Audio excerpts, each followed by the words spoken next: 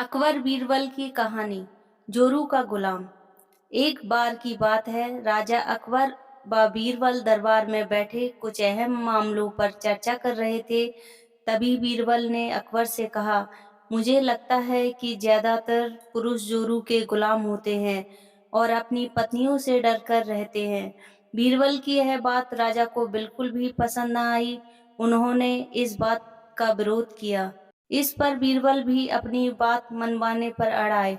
उन्होंने राजा से कहा कि वे अपनी बात को सिद्ध कर सकते हैं, मगर इसके लिए राजा को प्रजा के लिए एक आदेश जारी करवाना होगा।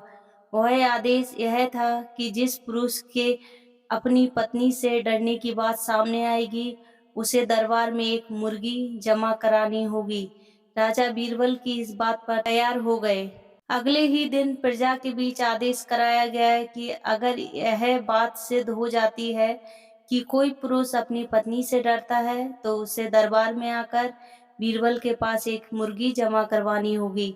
फिर क्या था, देखते ही देखते बीरबल के पास ढेरों मुर्गियां इकट्ठा हो गई और सैकड़ों मुर्गियां महल के बगीचे में घूमने लगीं। अब बीरबल राजा के पास पहुंचे और बोले, महाराज, महल में इतनी मुर्गियां इकट्ठा हो गई हैं कि आप एक मुर्गी खाना खोल सकते हैं, इसलिए अब आप इस आदेश को वापस ले सकते हैं। मगर महाराज ने इस बात को गंभीरता से नहीं लिया और महल में मुर्गियों की संख्या धीरे धीरे और भी ज्यादा बढ़ने लगी।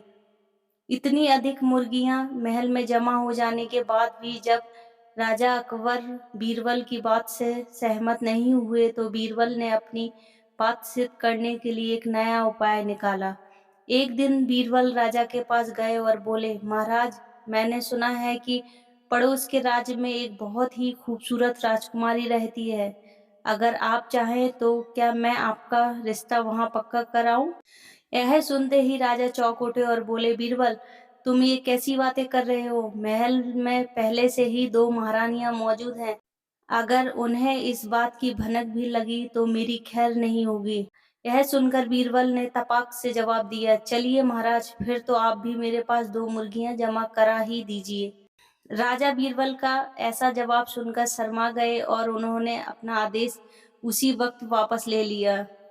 दोस्तों, अकबर बीरबल की इस कहानी से हमें यह शिक्षा मिलती है, बातों की चतुराई से हम किसी भी बात को मनवा सकते हैं। जरूरत है तो बस बीरबल की तरह चतुराई से अपना पक्ष रखने की।